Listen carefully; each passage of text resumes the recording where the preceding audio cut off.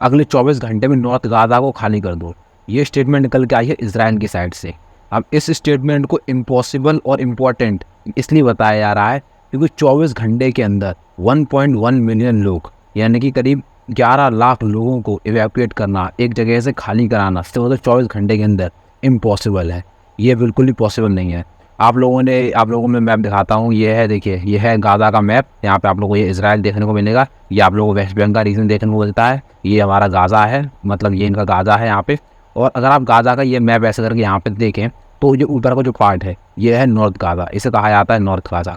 अब इसमें करीब 11 लाख लोग रहते हैं। मेनली जो गाज़ा की आबादी है, पॉपुलेशन है, वो सारी इसी एरिया में रहती है। और इस एरिया को इजराइल जो है खाली कराना चाह रहा है अगले 24 घंटे के अंदर। इसको पूरी तरह से डिस्ट्रॉय कर देगा। इनका कहना ये है यहाँ पे हम लोग मिलिट्री ऑपरेशन चलाएंगे और इसीलिए यहाँ पे जो भी नॉर्मल लोग हैं, जो भी मासूम लोग हैं, वो सब लोग अपनी जो है जगह को खाली कर दें। और ये जो इजराइल की मूव है ये हिस्टोरिक होने वाली है। ये पूरे मैप को चेंज करके रख देगी दुनिया के। और इस मूव के बाद ये सिचुएशन बद से बदतर हो जाएगी। ये वॉर बहुत ज़्यादा वाइड लेवल पे फैल सकती है। हो सकता है इस्लामिक कंट्रीज़ भी अटैक कर सकते हैं इजराइल के ऊपर।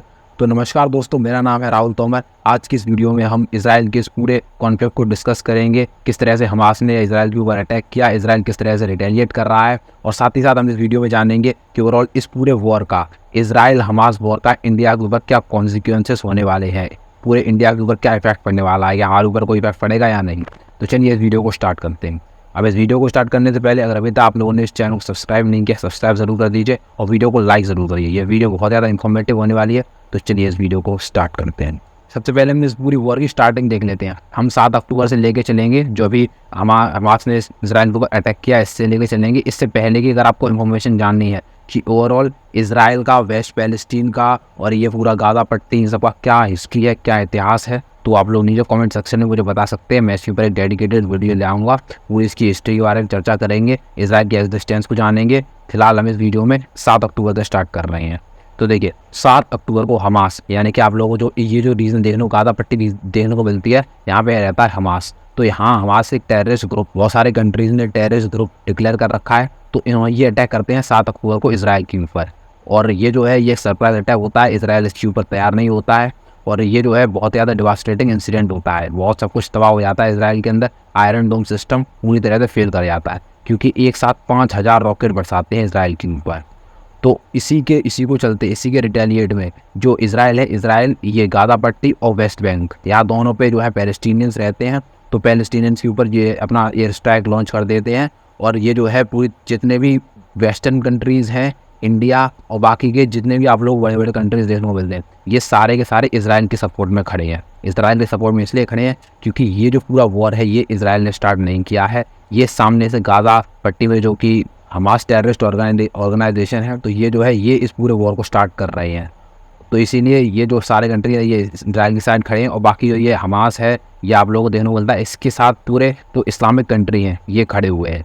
मैं कहूँगा ऑब्वियसली इस्लामिक कंट्री खड़े हुए हैं, हालांकि ये सामने से नहीं आ रहे हैं, पर ये बीच में कोई बोल भी नहीं रहे हैं, तो आप लोग मान सकते हैं कि हाँ।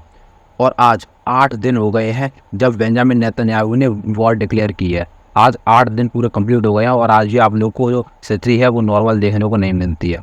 बाकी और अब तो ये जो सिचुएशन है ये वर्स्ट होने जा रही है, बद से बदतर होने जा रही है, क्योंकि ये जो स्टेटमेंट निकल के आई है इजराइल की साइड से, मैंने आप लोग को बताया था वीडियो की स्टार्टिंग में कि ये जो नॉर्थ गाज़ा का पूरा पोर्शन है इसको खाली कर दिया जाना चाहिए। और इसके ऊपर अभी जो है 5 से 6 घंटे बचे हैं अभी भी, जब आप ये वीडियो देख रहे हैं, मैं ये वीडियो रिकॉर्ड कर रहा हूँ तब से। तो अब देखते हैं आने वाले टाइम में जब इजराइल पूरा ये जो मिलिट्री ऑपरेशन चलाएगा, इनका कहना ये है कि हम लोग एक मिलिट्री ऑपरेशन चलाने वाले हैं इस पूरे एरिया में, यानी कि पूरी तरह से जितने भी घर हैं सब पूरी तरह से एयर स्ट्राइक होगी, बॉम्बार्डिंग कराई जाएगी। ऊपर से जितने भी जो कैंप्स हैं, जितने भी आप लोगों को फैसिलिटीज़ देखने को मिलती हैं, सारी डिस्ट्रॉय हो जाएंगी इस पूरे एरिया के अंदर।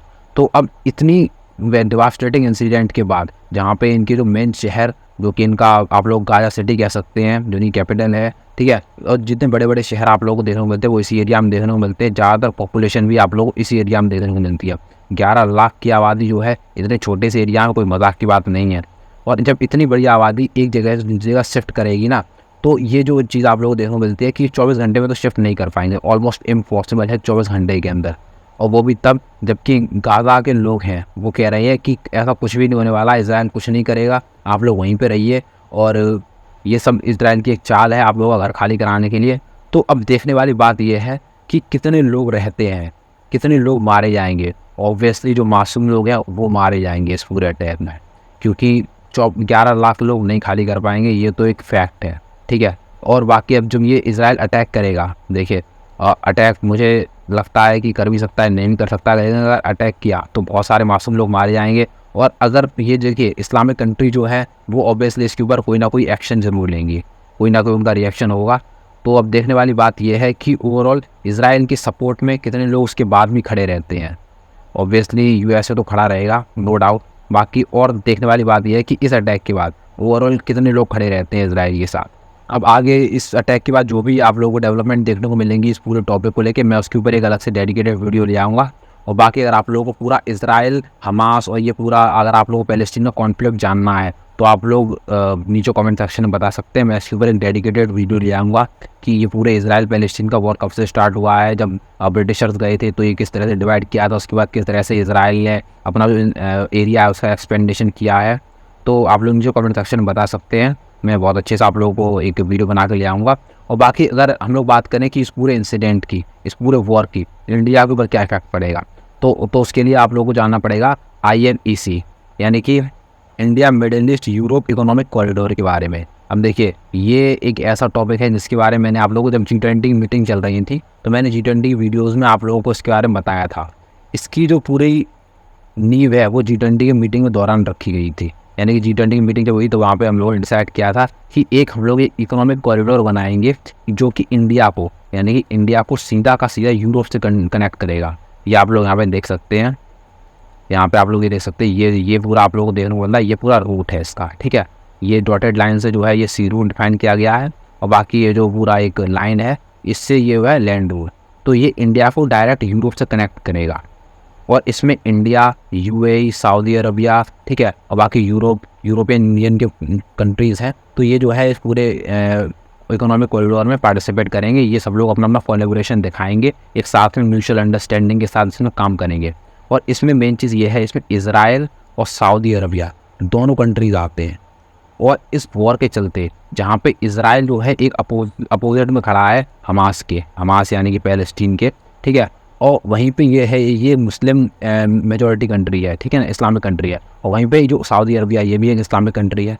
तो इन दोनों के बीच में आप लोगों को म्यूचुअल अंडरस्टैंडिंग देखने को मिलती है। तो एक तरह से इजराइल और सऊदी अरबिया इन दोनों के जो है रिलेशंस आपस में ख़राब हो सकते हैं। इस पूरे के पूरे जो ये नया इंसिडेंट होने वाला है अभी कल परसों में या आजकल में, जो ये इवैक्यूएशन को लेके 11 लाख लोगों का जो इवैक्यूएशन है, अटैक करने वाला है इजराइल।